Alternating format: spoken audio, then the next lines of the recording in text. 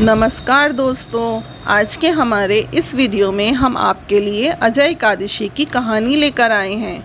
एक समय महाराज युधिष्ठिर ने भगवान श्री कृष्ण से पूछा, हे प्रभु, कृपया आप मुझे भाद्रपद के कृष्ण पक्ष में आने वाली एकादशी के विषय में बताएं। उसका महत्व क्या है और किस प्रकार उसका पालन करना चाहिए।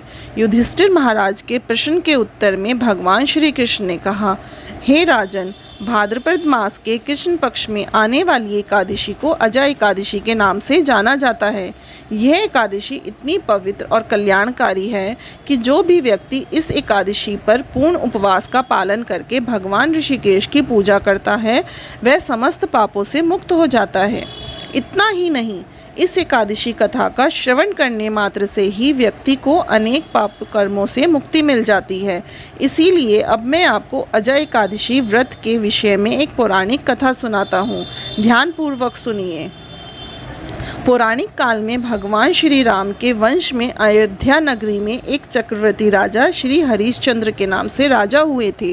राजा अपनी सत्यनिष्ठा और ईमानदारी के लिए प्रसिद्ध थे। एक बार देवताओं ने उनकी परीक्षा लेने के लिए योजना बनाई। राजा ने स्वप्न में देखा कि ऋषि विश्वामित्र को उन्होंने अपना राजपाट दान कर दिया है।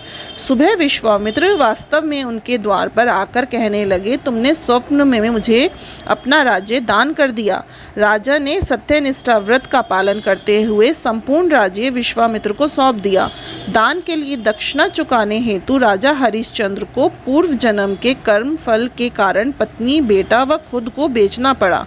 हरिश्चंद्र को एक डोम ने खरीद लिया जो शमशान भूमि में लोगों के दाह संस्कार का काम करता था। स्वयं वह एक चांडाल का दास बन गया।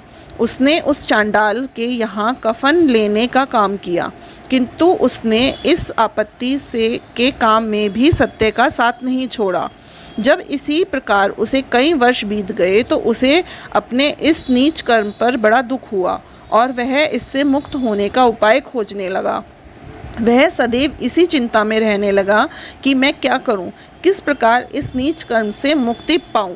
एक बार की बात है, वह इसी चिंता में बैठा था कि गौतम ऋषि उसके पास पहुँचे।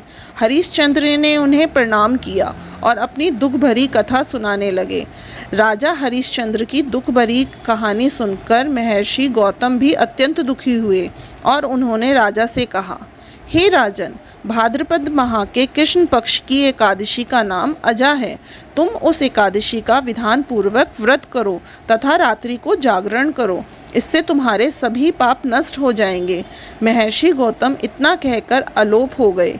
अजा नाम की एकादशी आने पर राजा हरिश्चंद्र ने महर्षि से कहे अनुसार विधान पूर्वक उपवास तथा रात्रि जागरण किया। इस व्रत के प्रभाव से राजा ने सभी पाप नष्ट हो गए। उस समय स्वर्ग में नगाड़े बजने लगे और पुष्पों की वर्षा होने लगी। उन्होंने अपने सामने ब्रह्मा, विष्णु, महेश तथा देवेंद्र आदि देवताओं को खड़ा पाया।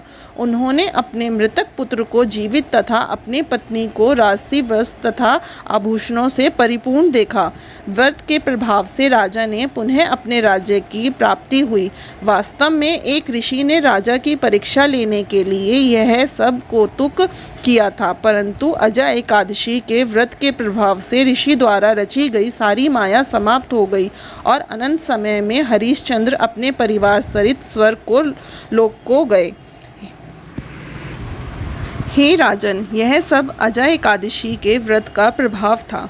जो मनुष्य इस उपवास को विधान पूर्वक करते हैं तथा रात्रि जागरण करते हैं, उनके सभी पाप नष्ट हो जाते हैं और अंत में वे स्वर्ग को प्राप्त करते हैं।